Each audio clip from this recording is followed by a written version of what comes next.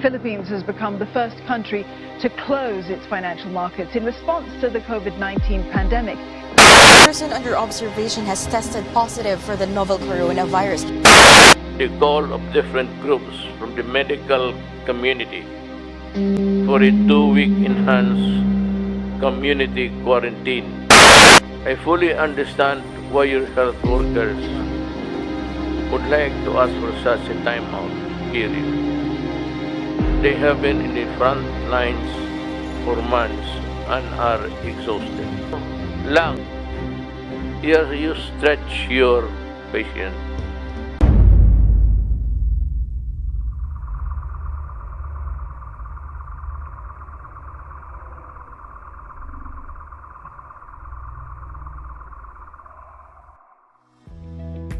The unprecedented change brought by the COVID-19 pandemic has certainly been a challenge to the operations of DILG Leyte.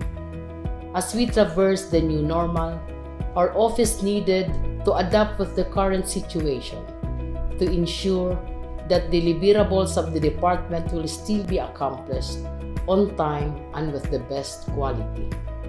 Before this year comes to an end, I humbly present to you this video presentation highlighting the accomplishments of DILG Leyte for the year 2020.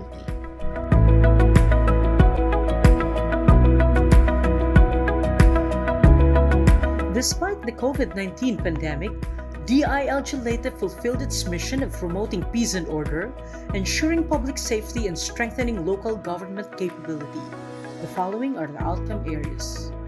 First, accountable, transparent, participative, and effective local governance. For 2020, the province of Leyte, Baybay City, and 37 LGUs qualified for the 2019 Seal of Good Financial Housekeeping, an award recognizing compliance to accounting and auditing rules.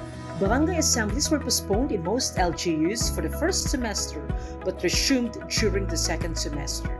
The department also temporarily suspended the 2020 SGLG assessments, but LGU reorientations pushed through. Barugo Leyte, consistent SGLG awardee for 5 consecutive years, completed its MRF funded out of the PCF. Meanwhile, Baybay City implemented its 2019 PCF project, a garbage truck for proper solid waste management.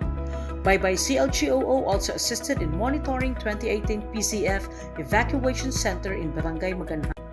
On peaceful, orderly, and safe LGUs, local task forces on LCOC in all municipalities, including Baybay, were organized to integrate national efforts to localize peace initiatives.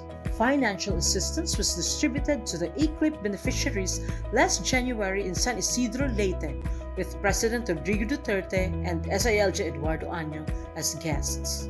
262 beneficiaries accepted the aid from the President, who also gave 5 million pesos for the construction of halfway houses. 14 target barangays were pinpointed among 5 RCSP municipalities. Secretariat support was given during regular Peace and Order Council meetings. LGUs were assisted in the formulation and approval of the POPs plan, where 39 LGUs have approved POPs while 2 are on draft status. On the KP law, trainings were done. Moreover, Barangay Pagsulhugon, Lupong Tagapamayapa of Babatnyon emerged as the municipal and provincial LTIA nominee under the 4th to 6th class category. Field officers continued to assist LGUs in ensuring recovery, wellness, and community reintegration of PWOODs.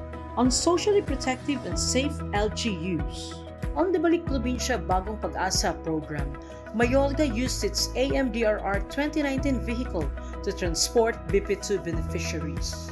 Featured as one of the best areas for frontliners, Merida allowed the use of its evacuation facility for health personnel while waiting for their swab results. Finally, Tabon is upgrading a barangay road located at Barangay Amandangay, Barangay Mohon. On environment protective, climate change adaptive, and disaster resilient LGUs, DILG Leyte felt the urgency to impose strict health protocols in mitigating COVID-19. The 41 LGU established DILG OFW desks that monitored all returning residents. On addressing disaster mitigation, All LGUs now have their BDRRM plans. Compliance to the management of human remains for COVID patients was ensured with Baybay, Javier, and Isabel organizing their MDM team.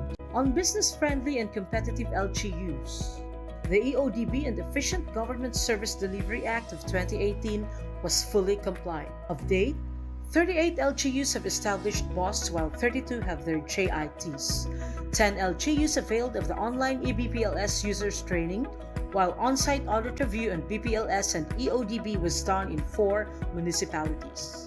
The LGU P4 program has been established in 4 pilot municipalities: Alang-Alang, Burauen, Cananga, and Palumpon. 8 big-ticket sub-projects for CMGP 2020 were forged between PLGU and DILG Leyte with a total allocation of 122,277,244 pesos. CMGP FY 2019 completed sub-project in Julita Leyte. And finally, for the strengthening internal organizational capacity, the PHRMPSB assisted in the following appointments and promotions.